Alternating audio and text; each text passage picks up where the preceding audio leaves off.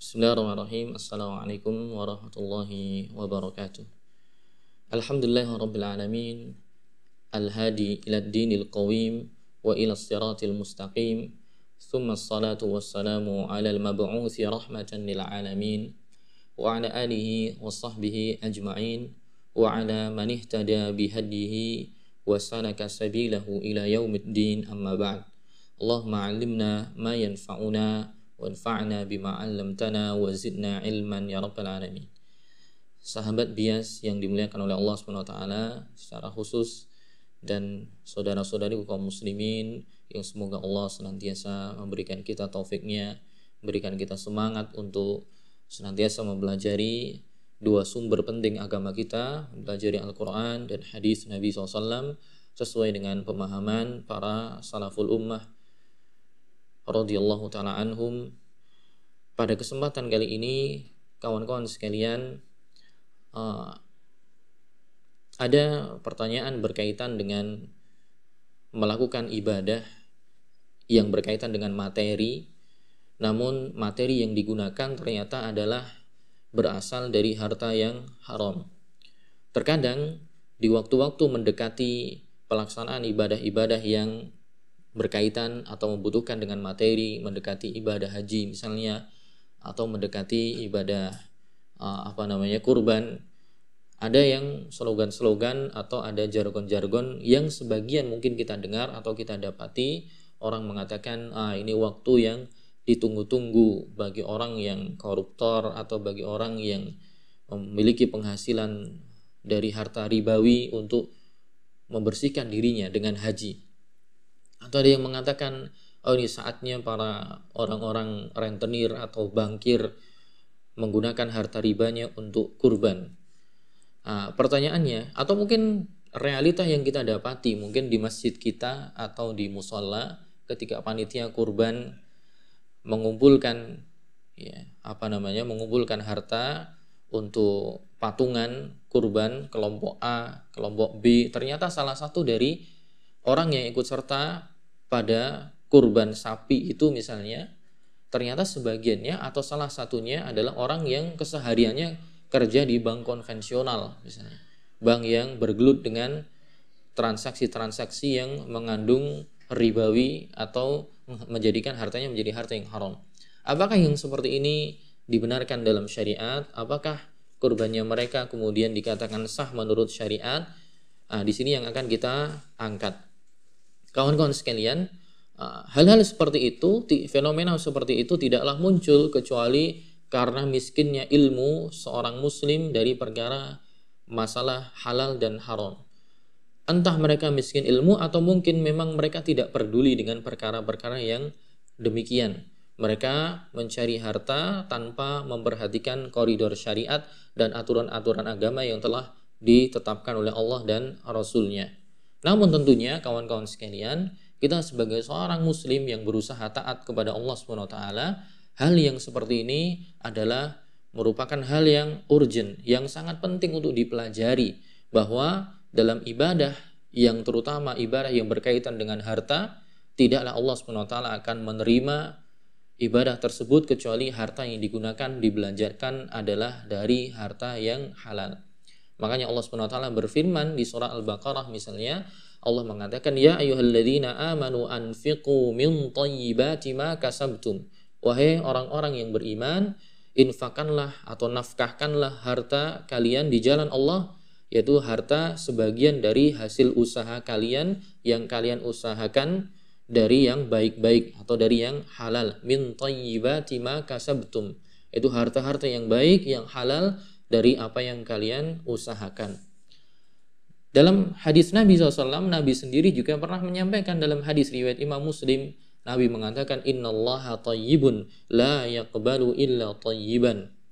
Sesungguhnya Allah itu maha baik dan tidak akan menerima kecuali dari sesuatu yang baik pula.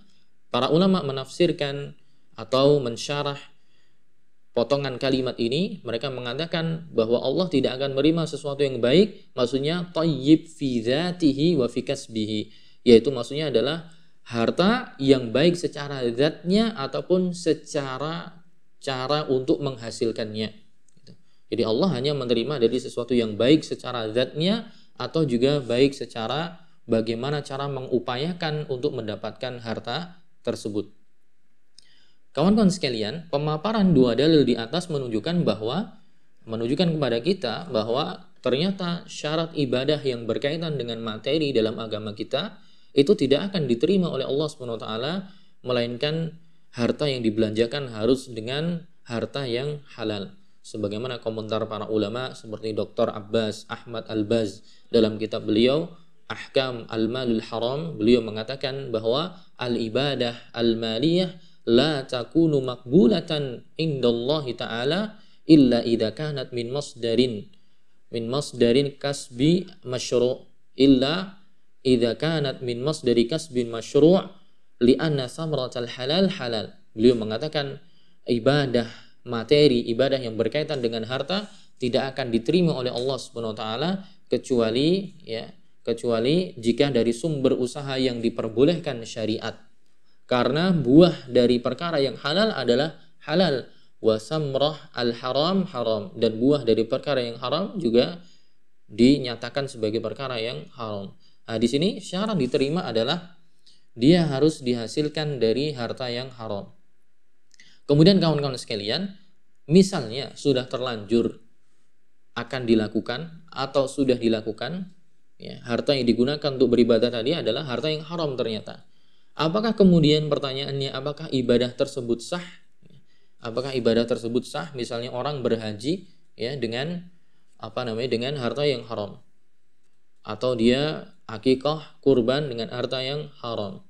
Para ulama, mayoritas jumhur ulama mengatakan jika syarat dan ketentuan dari syarat rukun ketentuan dari ibadah itu sudah terpenuhi, maka status ibadahnya sah, namun tidak berpahala. Ya, sah tapi tidak berpahala.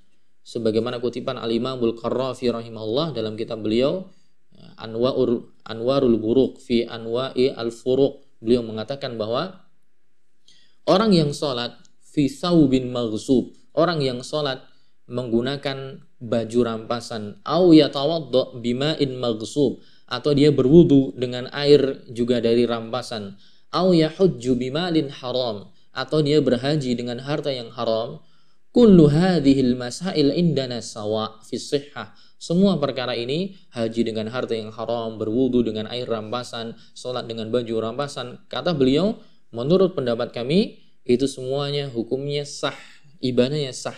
Khilafan li Ahmad, berbeda dengan pendapat Imam Ahmad yang mengatakan bahwa ibadah tersebut tidak sah. Namun mayoritas ulama mengatakan ibadahnya tetap sah jika syarat dan ketentuan berlaku tersebut sudah terpenuhi, sah namun tidak berpahala. Nah, kemudian untuk kurban dan akikah juga, apakah kemudian juga dinyatakan sah? Iya, ya, sah tapi tidak berpahala. Sebagaimana ya, dalam fatwa Syabakah Al-Islamiyah juga disebutkan, amma an yunfiqal mal al-haram fi amalin yataqarrabu bihi ila Allah, adapun seseorang menginfakkan ya, hartanya yang haram dalam amaliyah atau amal soleh yang dengannya dia bisa mendekatkan diri pada Allah, seperti dia bersedekah dengan harta yang haram, awil udhiyah atau berkurban dengan harta yang haram, awil akikah atau akikah dengan harta yang haram, la ajra lahu, sah tapi tidak ada ganjarannya. Sah tapi tidak ada ganjarannya. Maka kawan-kawan sekalian yang dimuliakan oleh Allah Subhanahu wa taala, dalam kita beribadah mari perhatikan dengan baik harta yang kita gunakan untuk beribadah. Carilah dari cara yang halal, walaupun mungkin ya, harta yang kita dapatkan sedikit tapi berkah, itu lebih Allah cintai daripada banyak namun dengan cara yang tidak diridhoi oleh Allah Subhanahu wa taala. Dan mungkin kawan-kawan yang menjadi panitia kurban, panitia misalnya ya, akikah misalnya, atau panitia kurban biasanya, kemudian salah satu ya dari orang yang ikut patungan dalam pembelian hewan yang butuh patungan, sapi misalnya, maka pertama tidak usah takut, tetap sah, insya Allah kurbannya tetap sah. Cuman untuk saham atau patungan dari orang yang bersangkutan yang mungkin dia kerja di bank konvensional, bagi dia tetap sah, namun tidak ada ganjarannya. Dan untuk peserta yang lain tidak usah takut, itu tidak mempengaruhi peserta yang lain. ibadah kurban yang lain dengan harta yang halal sah berpahala di sisi Allah Subhanahu wa taala. Namun kalau bisa memberikan nasihat itu lebih baik juga. Sampaikan kepada yang bersangkutan, Pak, besok lagi misalnya ketika Anda ikut kurban, maka pastikan bahwa harta yang Anda belanjakan itu berasal dari harta yang halal, agar kawan-kawan yang lain tidak takut atau tidak merasa ketakutan dianggap nanti tidak sah dan yang semisalnya. Maka sampaikan ini dari harta saya yang halal dan hendaknya dia bertobat kepada Allah Subhanahu wa taala. Maka teman-teman sekalian, kesimpulannya dari paparan di atas bahwa atau dari paparan yang kita sampaikan tadi, beribadah dengan harta yang haram itu tetap sah sebagai ibadah namun tidak berpahala. Tapi ini tidak dimaknai bahwa kita mengkampanyekan silakan berkurban atau silakan beribadah dengan harta yang haram. Justru sebaliknya, sah tapi tidak berpahala, maka mengajak kepada kita, mari kita bertobat kepada Allah Subhanahu wa taala, kembali ke jalan yang benar sehingga kita beribadah secara materi misalnya dengan harta yang benar-benar kita cari dengan keringat kita sendiri, dengan usaha syar'i yang diridhoi oleh Allah Subhanahu wa taala. Sekian yang bisa kita sampaikan, semoga bermanfaat. Barakallahu fikum.